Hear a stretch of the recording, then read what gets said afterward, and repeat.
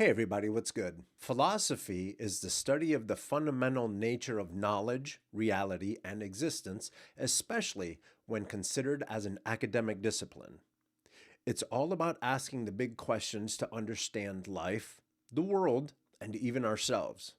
It's like having a never-ending conversation about things that don't have easy answers. A philosopher is a person engaged in or educated in philosophy, especially as an academic discipline. Philosophers ask things like, what is the meaning of life? What makes something right or wrong? And even, what is real? Socrates is a Greek philosopher born in 470 BC. He's considered one of the most important figures in philosophy because he revolutionized how we think about life, knowledge, and ethics. He didn't write anything down himself, but his ideas and a way of questioning were recorded by his student, Plato. Democracy is a form of government where people hold the power and make decisions either directly or through elected representatives. In this video, we're going to take a look at why Socrates hated democracy. I'm going to keep working on this kid's book, but before we get into it, remember to go to coconutjustice.com and get some clothes that I think would look great on you. Let's get into it. So for those of you that don't know, United States is a democracy. We do have arguments over what kind of democracy. Some people think that it's a democracy where we need to hear from most people. And that's why we vote. The Democrats want more people to vote. Some people think that we live in a republic, which is a form of democracy. Republicans want people to vote for a smaller group of people that then make all the decisions. This video is from the School of Life channel. I haven't figured out who they are or anything, so let's just take a look at what they have to say about this. Why Socrates hated democracy. We're used to thinking very highly of democracy, and by extension of ancient Athens, the civilization that gave rise to it. The Parthenon has become almost a byword for democratic values, which is why so many leaders of democracies like to be photographed there. It's therefore very striking to discover that one of ancient Greece's greatest achievements, philosophy, was highly suspicious of its other achievement, democracy. The founding father of Greek philosophy, Socrates, is portrayed in the dialogues of Plato as hugely pessimistic about the whole business of democracy. In Book 6 of the Republic, Plato describes Socrates falling into conversation with a character called Adimantus and trying to get him to see the flaws of democracy by comparing a society to a ship. If you were heading out on a journey by sea, asks Socrates, who would you ideally want deciding who was in charge of the vessel? Just anyone, or people educated in the rules and demands of seafaring? The latter, of course, says Adimantus. What they're trying to say is they want the well-off, the more educated to make the decisions for the group. Republicans wanted a smaller group of people that are educated, landowners, white. They want those people, the privileged, to be the rule makers and stuff because they assume that they are smarter at this than everyone else. Democrats want to hear from as many people as possible. That's why on the news, you hear people bitching and complaining about people voting and not voting and all that stuff.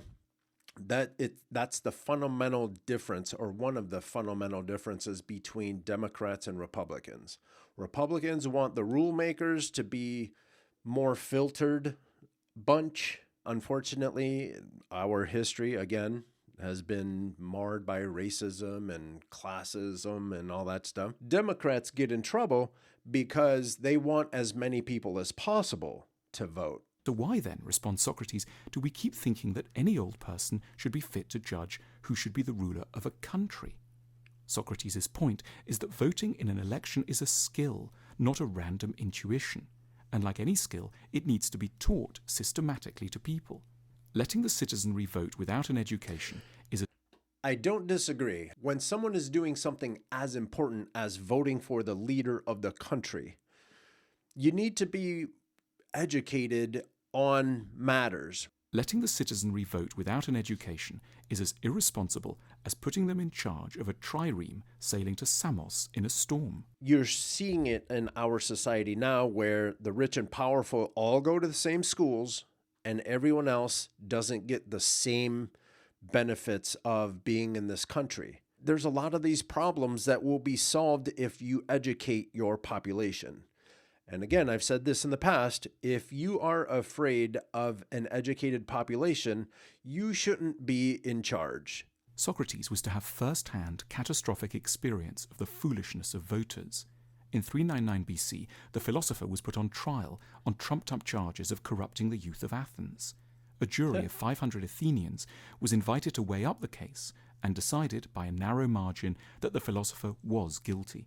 He was put to death by hemlock in a process which is, for thinking people, every bit as tragic as Jesus' condemnation has been for Christians.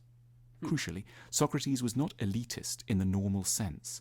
He didn't believe that a narrow few should only ever vote. He did, however, insist that only those who had thought about issues rationally and deeply should be let near a vote.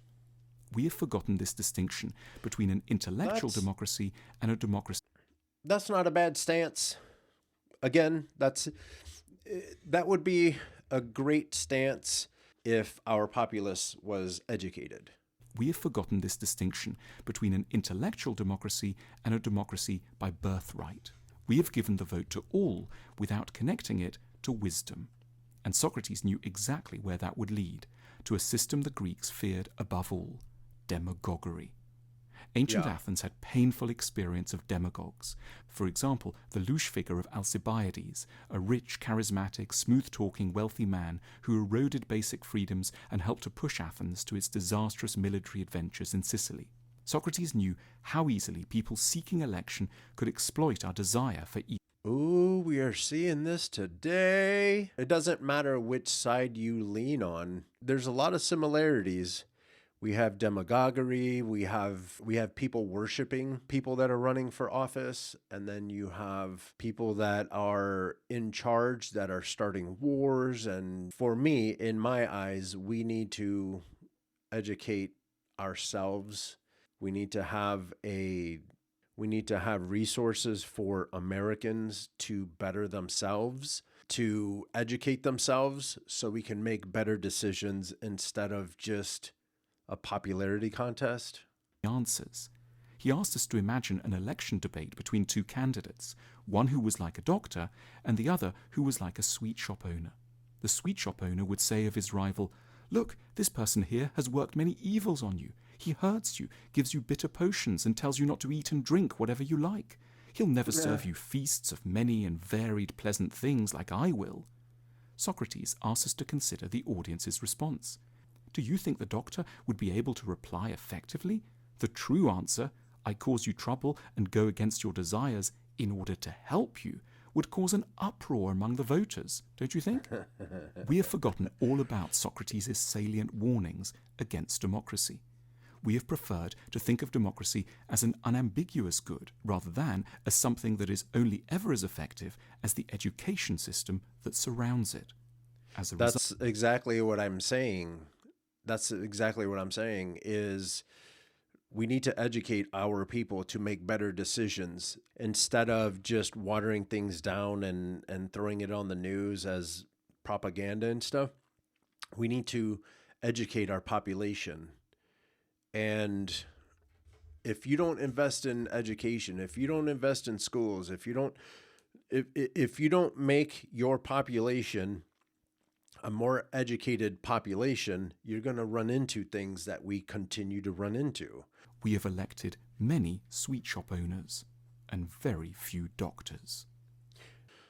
Yeah, and that's the heartbreak of it all, right? Is democracy is wonderful. I don't need a strong man to tell me what the what's what and the who's and all that stuff. I don't need a strong man. I don't need an oligarchy. I don't need any of that. I am a huge fan of democracy, but the democracy or the population that's driving that democracy also has to be educated.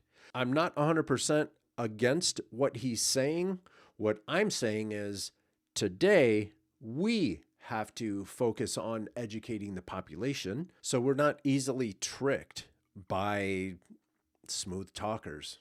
Not many people put importance in education and a more educated population makes a democracy way better, runs smoother, things get done, better decisions are made. I hope you liked this video, and if you did, please give it a thumbs up. Share it with each and every one of your friends, and if you want to come hang out with me while we watch videos and work on creative projects, hit that subscribe button and click that little bell right next to the subscribe button so every time I come out with something new, you'll be alerted. Don't forget to go to coconutjustice.com, get yourself some dope-ass gear, and with that, I'm out.